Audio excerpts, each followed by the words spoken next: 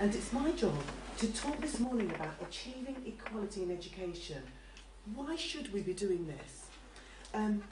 What I'm going to do is to talk about equality. I can't cover everything in 20 minutes because this is a vast subject area. But achieving a greater degree of equality in post-16 education is not a simple task. But we're going to concentrate for the next 20 minutes on why we can't afford not to do this.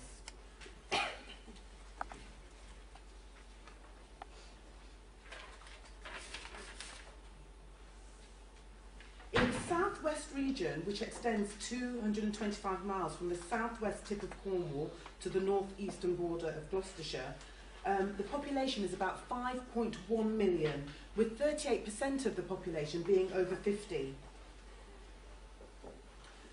There are about 18.5% of our population who are people with disabilities, slightly higher than the national average. And the regional economy has grown over recent years, with the profile of the workforce changing, with more women, more migrant workers, and older workers. It's essential to understand these changes in order to shape the offering of learning, which will improve the rates of participation and increase the skills levels of everybody, including those who are at the highest risks of having their needs ignored. Let's look at the equality picture. First of all, a quote from the Equalities Review, which was a systematic review of where we are with equalities in this country. It says this: an equal society protects and promotes equal real freedom and substantive opportunities to live in ways that people value and would choose so that everyone can flourish. An equal society recognises people's different needs, situations and goals and removes the barriers that limit what people can do and what people can be. That is the work of equality creation, to remove the barriers which limit what people can do and what people can be. Although much progress has been made on equalities nationally, advancements have been patchy, with some groups experiencing greater degrees of discrimination and exclusion than others.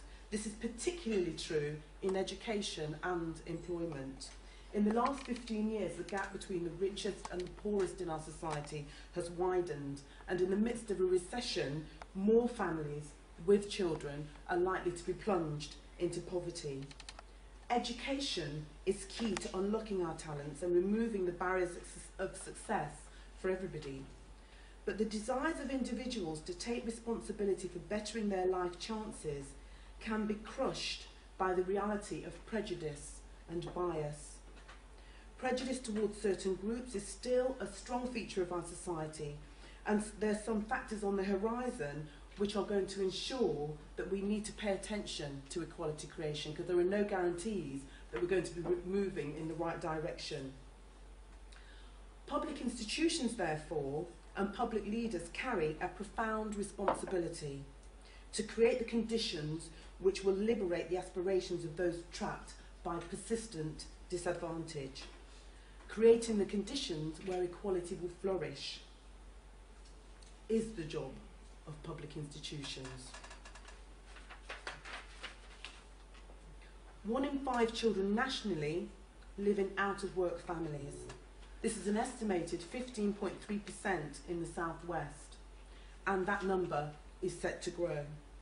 On present trends, even the great-grandchildren of today's legislators at Westminster, when they cast their votes, they will not enjoy the sight of a parliament with equal numbers of women or substantial numbers of ethnic minority MPs. If you have a disability today, you're 29% less likely to be in work than your non-disabled counterpart. Progress on equalities in the past has been just too slow. We've got the Equality Act now, and the idea is to accelerate progress on equality. But we've had the Equal Pay Act for nearly 40 years, yet significant pay differentials still exist between men and women. So that tells us that the legislation is not going to do this job for us. In order to create a more equal society, we must act on the changes that we claim to desire. let's look more closely at the pace of progress and how this is affecting different groups in different ways. I've mentioned the recession, and I think that's really significant because progress is not guaranteed on equalities within these kinds of economic conditions. This graph comes from the Equalities Review, and it's a momentum measure.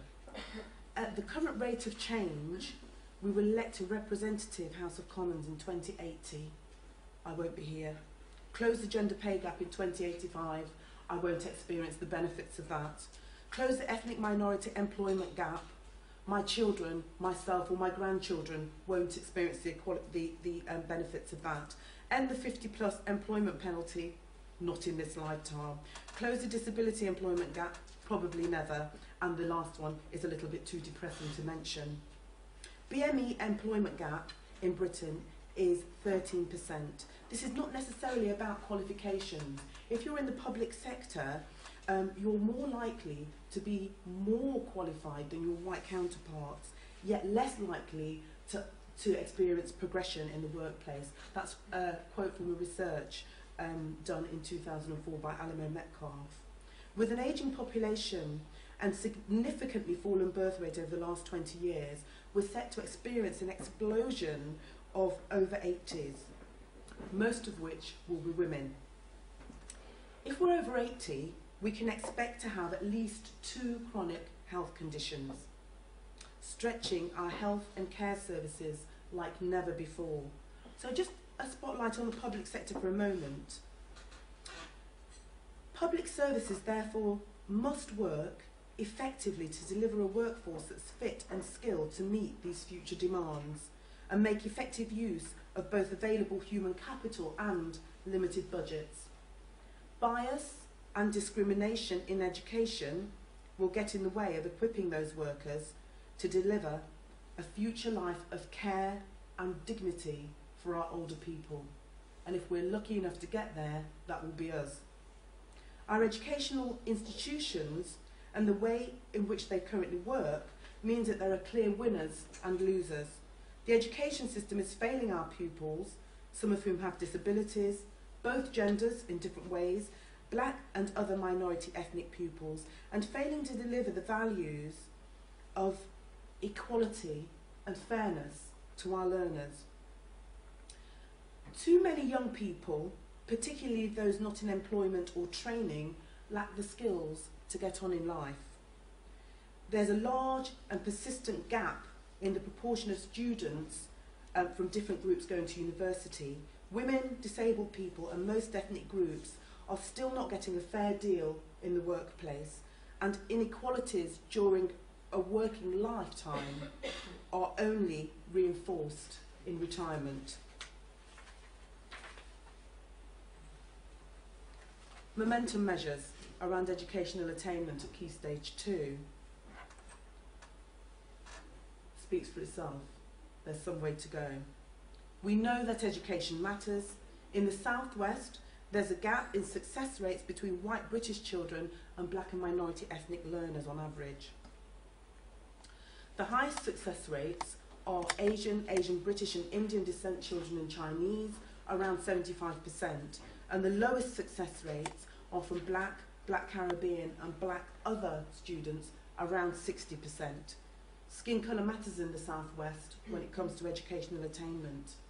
Considering the global backdrop of all of this and the implications of these unequal outcomes, Lord Leach highlighted in his review of skills, income inequality in the UK is also a result of inequalities in educational qualifications. You see, as developed countries in the 21st century, we can't compete to achieve sustainable economic prosperity based on natural resources or low labour costs. China, India and Brazil are far better at that than we are. So success in the future will demand a more service-led economy and high added value industries. And these critically depend on high levels of employee skills. Currently,